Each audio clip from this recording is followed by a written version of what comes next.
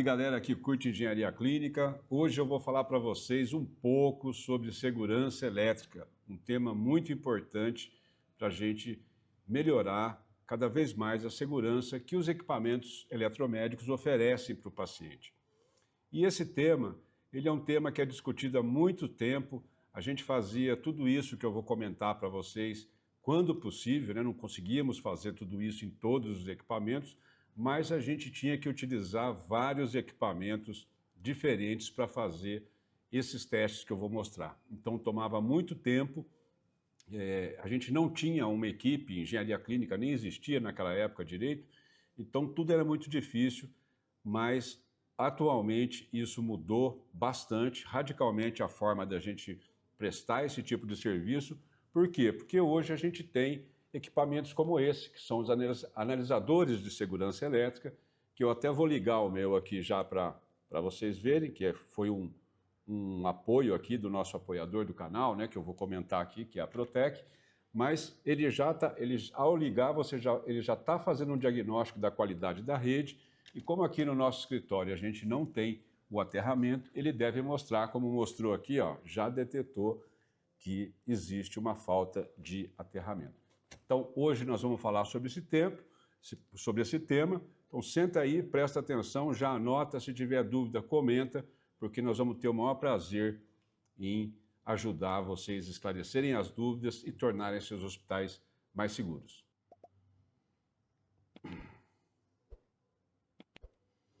Então é isso, segurança elétrica em equipamentos médicos, uma introdução ao AS1000, que está sendo feito com o apoio da Protec Export, que fabrica uma série de equipamentos, desde equipamentos para infraestrutura, como por exemplo os gases medicinais, até equipamentos eletromédicos como monitores, desfibriladores, aparelhos de ventilação pulmonar mecânica. Então, vamos adiante.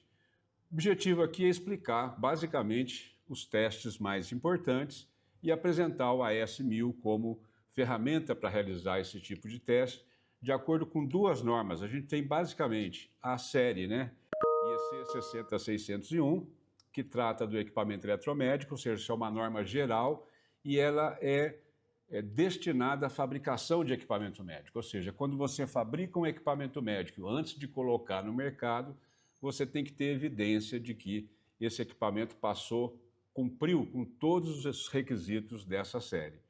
E recentemente, não tem muito tempo, eu participei de pelo menos 2 reuniões de criação dessa norma na ABNT. Tem essa nova, a IEC 62353, que trata do ensaio recorrente. Lógico, você não deve fazer esse ensaio todas as vezes, qualquer mexida. Trocou um fusível, não precisa de fazer um teste, por exemplo. Mas quando você faz uma intervenção maior no equipamento, antes de colocar ele em uso, é extremamente recomendável que você aplique a 62353, ok?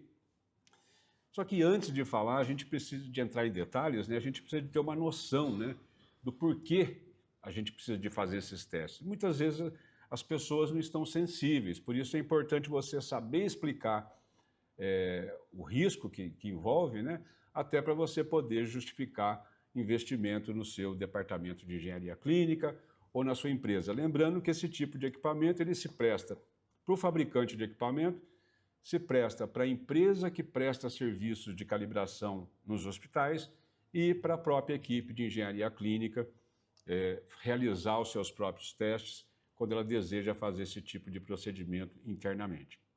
Então, a pergunta é essa, né? O que torna um choque elétrico mais perigoso que o outro?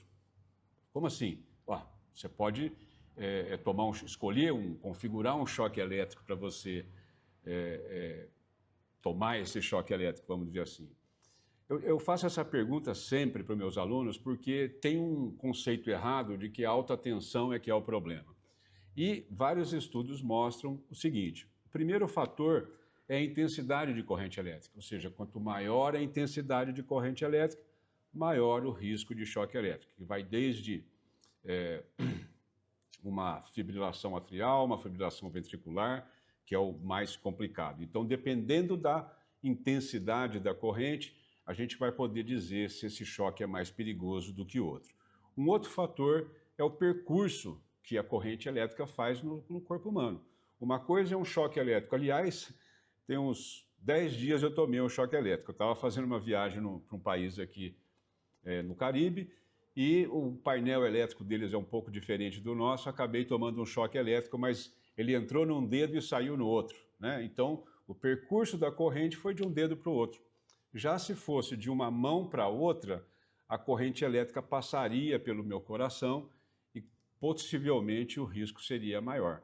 Até porque eu estava com sapato de segurança, sapato isolado, ou seja, a corrente circulou daqui para cá. Tá? Então, intensidade da corrente elétrica, percurso que ela faz no corpo humano. Um outro ponto é a duração do choque. Uma coisa é eu tomar um choque elétrico de 1 nanosegundo, outra coisa é eu tomar um choque elétrico de 2 minutos. Então, faz uma diferença muito grande. Isso é importante a gente saber. E o outro ponto é a frequência da corrente elétrica. Por exemplo, para o mesmo valor de corrente elétrica, um choque elétrico em tensão contínua, ele é menos perigoso que um choque elétrico em corrente alternada.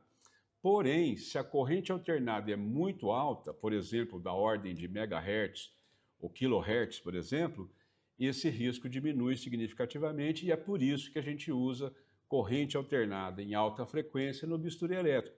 Se a gente usasse numa frequência mais baixa, o que aconteceu? O paciente ia começar a ter contração muscular, e por isso que os nossos aparelhos, as unidades eletrocirúrgicas trabalham em alta frequência, da mesma forma que as máquinas de solda elétrica que a gente usa, a gente vê aí no dia a dia da engenharia, ela também trabalha com alta frequência. E outros fatores que afetam isso é a condição humana. Se você fez uma ginástica e tomou um choque elétrico, o efeito fisiológico perigoso vai ser diferente. Se você está com as mãos úmidas, se você está com um sapato ou não. Então, tem outros fatores que afetam, que tornam um choque elétrico mais perigoso que o outro. E seguindo adiante, é importante que a gente tenha noção do seguinte: existe duas definições, né, de choque elétrico. Um que é chamado de macrochoque e o outro que é chamado de microchoque, que está relacionada com a parte elétrica aplicada. Por exemplo, o eletrocardiógrafo, eu tenho um contato elétrico com o corpo humano. O bisturi elétrico, eu tenho um contato elétrico com o corpo humano. O desfibrilador, eu tenho contato elétrico com o corpo humano. O eletroencefalógrafo, né, eu tenho contato elétrico com o corpo humano. E a gente chama isso de parte elétrica aplicada. Então, quando o choque ele é dado, né, o ponto de entrada, quando ele é dado externamente ao corpo humano, a gente chama isso de macrochoque. Agora, se o choque elétrico é dado diretamente no coração, aí eu chamo de microchoque, ou seja, quando ele é dado diretamente sobre o coração, eu preciso de uma quantidade de corrente elétrica muito menor do que quando ele é dado nas partes externas do corpo humano. Então, por exemplo, a gente tem alguns processos, como, por exemplo, a medida do débito cardíaco, ou seja, quantos litros por minuto o coração está bombeando, eu tenho que fazer chegar lá dentro do coração um medidor de temperatura, né? Em vários transdutores de temperatura, porque eu vou medir, vou injetar um fluido numa temperatura abaixo da temperatura do corpo humano, e essa variação de temperatura é que eu vou usar para calcular o débito cardíaco, ou a vazão do coração, que ele está, a capacidade dele de bombear. E como a gente usa um sensor de temperatura que, em geral, é um termistor, e ele é um transdutor ativo, ou seja, ele precisa de uma alimentação elétrica para funcionar, eu posso ter fuga de corrente ali diretamente no coração. Então, o conceito de macrochoque e o de microchoque. Já está ciente aí. E por que a segurança elétrica ela é fundamental? Primeiro, que a gente tem alguns riscos associados, como, por exemplo, todo equipamento, se você olhar, eu vou tirar ele aqui da tomada elétrica, deixa eu tirar aqui. Se você olhar esse equipamento aqui, a maioria dos equipamentos eletromédicos, hoje eles são feitos de carcaça de plástico. Então, ele existe um grau de isolamento para evitar o risco de choque elétrico. Já no passado, a gente tinha muito equipamento de carcaça metálica. Hoje ainda você encontra, mas é muito menos frequente você utilizar. Então, eu preciso saber se ele está isolado eletricamente. A gente pensa que fuga, né? Se a gente traduzir corrente de fuga para o inglês, é leakage current. E leakage significa vazamento, né? Que a gente traduziu para corrente de fuga, mas a gente não tem vazamento somente na hidráulica ou somente na rede de gás. Existe fuga de corrente elétrica num equipamento. Pode existir sim, então eu preciso de garantir, testar que essa corrente de fuga não exista, né? E também eu posso ter falhas de aterramento. E a propósito, eu vou explicar de uma maneira aqui bem simplificada, mas assim como a água vai da parte mais alta para a parte mais baixa, ou seja, ela tende a ir para o mar, a corrente elétrica tende a ir para a terra. Então o que eu uso? Eu uso o fio terra, né? Vou pegar aqui o meu cabinho de alimentação aqui, para mostrar para vocês. Eu tenho aqui a fase, o neutro, e um deles é o terra. Por quê? Se eu tiver uma fase encostada na carcaça do equipamento, tem uma fase encostada na carcaça do equipamento, e eu colocar a mão, para essa corrente elétrica ir à terra, ela vai ter que enfrentar a resistência do meu corpo humano. Agora, se essa carcaça estiver conectada à terra, o cabo de aterramento, né, ele oferece uma resistência muito menor. Para você ter uma ideia, um corpo humano, a gente calcula mais ou menos 1.500 ohms, né, enquanto o cabo de aterramento tem uma resistência muito menor, em torno de 5 ohms, por exemplo. Então, essas falhas elas podem acontecer e eu preciso de medir isso, até porque eu não consigo enxergar a corrente elétrica, né? É uma coisa que eu não enxergo, mas ela existe. Por que eu sei que ela existe? Porque os equipamentos funcionam, a luz acende, enfim. Então, eu preciso de criar meios seguros de avaliar a segurança do equipamento médico. A corrente de fuga é o parâmetro mais importante, eu diria, o mais importante para a segurança do paciente. Mas tem um outro detalhe que as pessoas, assim, quando você tem uma visão só de engenharia clínica, você enxerga os equipamentos eletromédicos. Quando você tem uma visão de segurança do trabalho, você já começa a enxergar outros equipamentos. Por exemplo, no serviço de nutrição e dietética dos hospitais, existe uma quantidade enorme de equipamentos elétricos que oferecem risco para a segurança do trabalhador. Então, assim, se eu fosse justificar isso no meu hospital, eu ia, inclusive, justificar a possibilidade de eu estar utilizando esse equipamento, claro, dependendo do limite da corrente elétrica, porque esse equipamento aqui, por exemplo, ele foi construído para suportar, no máximo, 20 amperes, ok? Então, qualquer equipamento que eu tenha uma corrente elétrica máxima aí no valor de 20 amperes, eu poderia estar usando para fazer avaliações de segurança elétrica, ok? Indo adiante, é a questão do trabalhador. Então, eu tenho o paciente, mas eu também tenho que garantir a segurança para o trabalhador, porque se eu não consigo garantir a segurança do trabalhador, como é que ele vai cuidar do paciente? E agora eu quero falar de alguns princípios, né? Primeiro, atender às normas de segurança que eu comentei a você, tanto a 60601 quanto a 62353. Outro ponto que é relevante é que ele automatiza, agiliza, dá rastreabilidade, você pode integrar ele no CMMS ou no software de gestão do seu hospital e muito mais, né? E, por exemplo, a gente já fez vários vídeos aqui com os equipamentos da Protec, da RD Medic. Existem vários analisadores, então quando você usa esse sistema todo integrado, né, junto do seu CMMS, essa agilidade fica garantida. Não sei se vocês sabem, mas eu tenho esse livro aqui. É um livro já velho, né? A gente não revisou, precisa de uma revisão, é claro, todos eles, mas segurança nas instalações hospitalares. Eu trazia aqui um circuitinho que era o que a gente usava no passado para fazer a medição de corrente de fuga. E era tudo manual.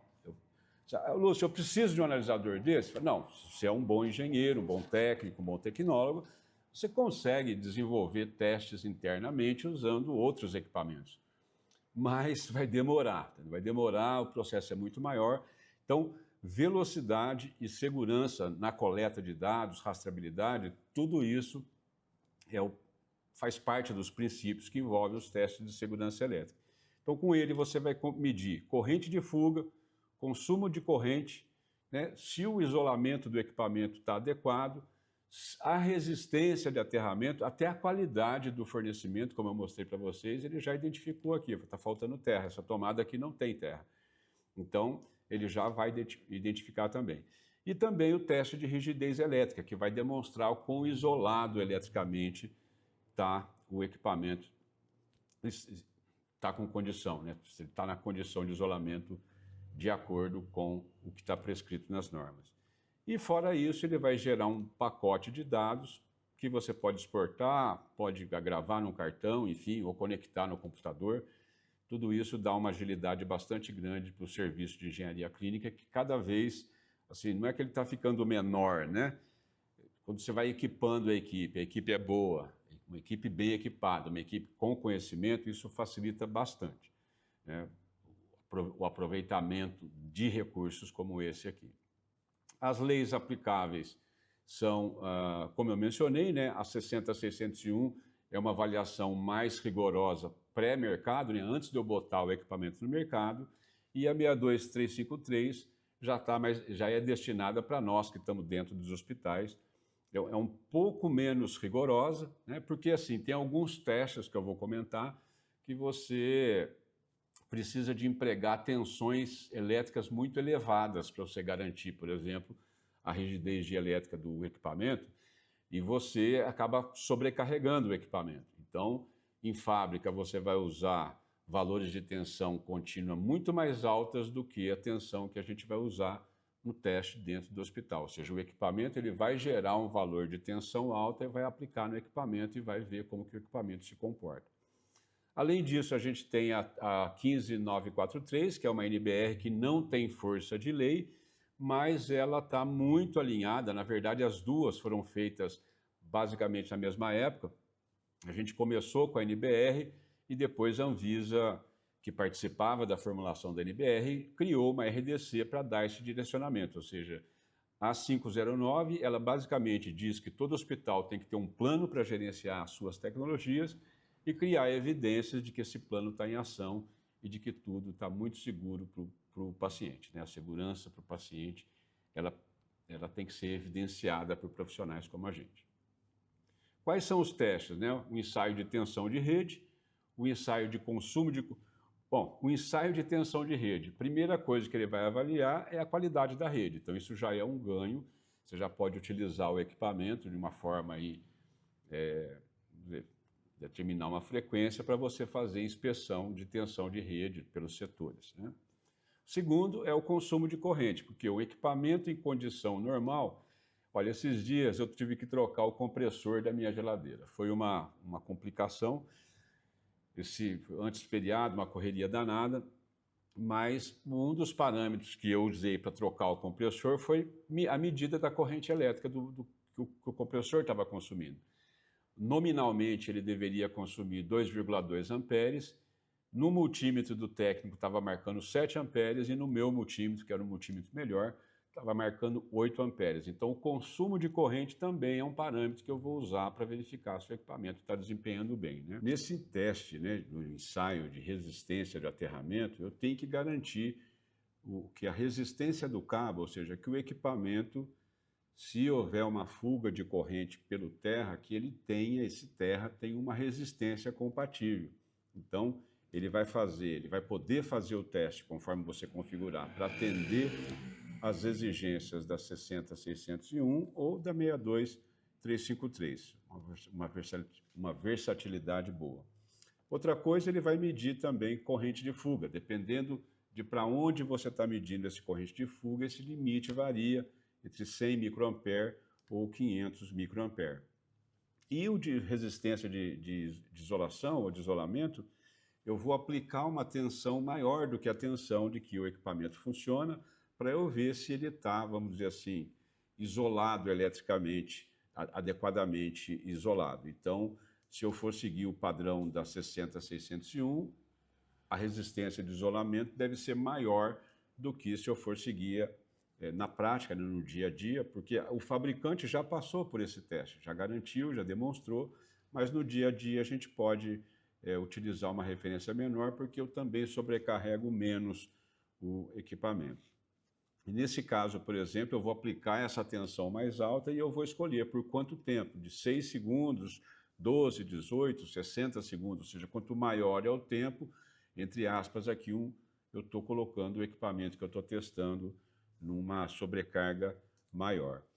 E aí as telas deles são muito intuitivas, né? Como eu mostrei para vocês já em outros equipamentos, como o RD12, enfim. Você vai ter aqui, vai escolher a norma que você vai utilizar, né? No caso aqui 60601, 62363, a sequência de ensaios, você pode correlacionar isso com ordem de serviço, exportar arquivos, por exemplo. Então ele é muito, vamos dizer, intuitivo, né? Então aqui na outra tela está mostrando que a norma escolhida foi a sequência de testes para atender a 60601, tá? O que mais que a gente tem aqui? Ele vai medir, né, a tensão de cara aqui, vai analisar a tensão da rede, como que está, né? Tensão entre linha 1 e terra, linha 2 e terra, entre as duas fases, por exemplo, porque o equipamento pode ser 110, pode ser 220, no caso for 220, você tem duas fases de 110, enfim, há uma série de variáveis que estão nas normas que já está tudo construído dentro do equipamento e é aí que você ganha velocidade no seu processo de trabalho. A corrente de consumo, ou consumo de corrente, também vai na mesma linha, né? Ele vai fazer isso automaticamente e vai te informar se a quantidade de corrente elétrica que está sendo utilizada no equipamento é compatível com o próprio equipamento. Aqui, a resistência de aterramento, por exemplo, verifica a continuidade entre o pino terra e as partes metálicas do equipamento. Eu posso fazer isso manualmente? Posso. Eu vou pegar um multímetro ali, vou colocar para medir resistência ou na buzininha ali no alarme, vou botar uma ponta do multímetro no pino terra e outro vou bater na carcaça. Vai ter que apitar ou vai ter que mostrar o valor. Mas, de novo, né, a gente ganha velocidade fazendo todas essas etapas aqui praticamente automaticamente, né? Você tem que zerar a resistência do cabo, você tem que medir a resistência do cabo e subtrair depois essa resistência. Então, tudo isso eu teria que fazer manualmente e aqui, agora, eu só inicio a medição e ele vai fazer todo o trabalho para você. Você só vai conferir os detalhes, se está tudo o resultado, né? Ele vai dizer se passou ou falhou, você vai ter que fazer uma análise antes de assinar e assumir a responsabilidade sobre aqueles testes. A corrente de fuga, eu posso ter corrente de fuga pela carcaça, eu posso ter corrente de fuga pelo terra, eu posso ter corrente de fuga pelas partes aplicadas, né, em uma ou mais partes aplicadas. Então, a vantagem, de novo, de você ter um analisador como esse é que ele põe velocidade no seu processo. Aqui, por exemplo, tem as opções, né, corrente de fuga para a terra, corrente de toque, né, corrente de fuga para a carcaça, corrente de fuga para o paciente e corrente de fuga auxiliar através do paciente. Ele tem todo um manual, tem um anexo com várias modalidades de conexão que você pode escolher, utilizar ou fazer isso automaticamente. Então, aqui a tela, por exemplo, de corrente de fuga, seguindo a 60601 e o teste medindo corrente de fuga seguindo a 62353. Tá? Vocês vejam que a quantidade de informações aqui na 62353 é um pouco menor do que a da 60601 pelas razões que eu já expliquei.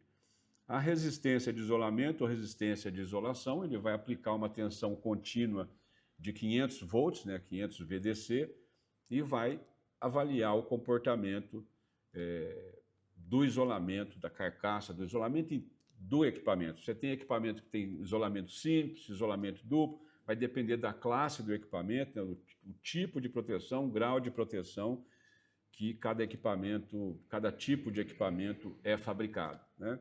Então, equipamentos, por exemplo, que ele vai interagir eletricamente com o corpo humano, eles têm um grau de proteção maior, né? Então, a classe é diferente e os valores de resistência também são diferentes. Então, por exemplo, benefícios, né, da resistência de isolamento. Você pode encontrar fios que estão com isolamento danificado, pode ter umidade dentro, ou sujidade dentro do equipamento que está conduzindo corrente elétrica de um lado, de uma parte para outra. você pode ter a deterioração com o tempo, né? O desolamento pode acontecer também, e falha dos materiais isolantes. Então, resumindo, né? É uma mão na roda, né? A gente já fala assim, olha, a primeira vez que eu vi um equipamento como esse aqui, ele era muito maior que esse, né? Era muito maior que esse, que eu vi de perto, ao vivo, foi em 1991, na reunião da AAMI nos Estados Unidos. Então, de lá para cá, a coisa evoluiu numa velocidade muito grande e hoje no Brasil você já dispõe desse tipo de equipamento. É só fazer contato com o fabricante, com a Protec e a RD Medic, que você vai ter uma mão na roda aí no seu dia a dia de trabalho. E eu queria aproveitar e convidar vocês para o curso de segurança no ambiente hospitalar, que vai ser realizado no dia 22 de agosto, lá na sede da Protec, na fábrica da Protec, onde nós vamos tratar das fontes de risco e mecanismos de ação no ambiente hospitalar, não só do equipamento médico, mas também da infraestrutura hospitalar. Então, em 8 horas, a gente vai passar por isso, vamos deixar você muito mais esperto, muito mais atento para identificar riscos no seu hospital e fazer planos, né? Planejar a gestão das suas tecnologias baseado em risco.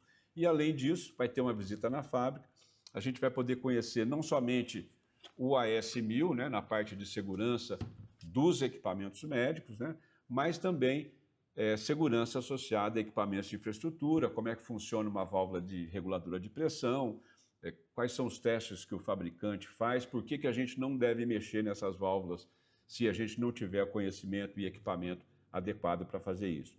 Ele vai ter 8 horas de duração. Quem não quiser ir direto com o seu carro vai poder ter um transporte que vai sair da estação do metrô Butantã. Alimentação está incluso, visita à fábrica e certificado incluso. E o link é esse para você se inscrever, a gente vai deixar na descrição do vídeo ou na bio, né, para você poder saber mais sobre ele. Então, comente, deixa suas dúvidas, não deixa de se inscrever no canal, se você chegou aqui até o final do vídeo, né?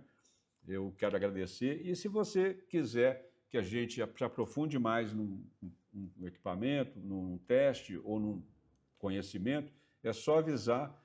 Já que o equipamento está aqui, a gente também vai fazer aplicações práticas, né? A Protec já nos enviou um monitor, então a gente vai poder fazer um teste de segurança elétrica com esse monitor. E na fábrica, muito possivelmente, a gente vai poder simular defeitos, né? Como eu mostrei no início do vídeo, que ele já detectou a falta de terra aqui nessa tomada. E se quiser algum vídeo a mais sobre choque elétrico, que a gente comente acidentes, enfim, é só comentar que nós vamos ter o maior prazer em fazer esses vídeos para vocês. Nós vamos deixar na descrição também um link para acessar o nosso Drive com vários materiais de apoio gratuitamente para você não ficar caçando aí num lugar só, você vai ter uma série de documentos para você no seu dia a dia. E não se esqueça de se cadastrar no www.escola.engenhariaclinica.com.br, é a nossa plataforma que tem curso gratuito, tem curso pago e tem planos de assinatura. Então, se você chegou até aqui, eu queria agradecer a Protec e você em especial, que é a razão do canal existir. Então é isso aí, e no mais, muito obrigado pelo seu tempo. Valeu!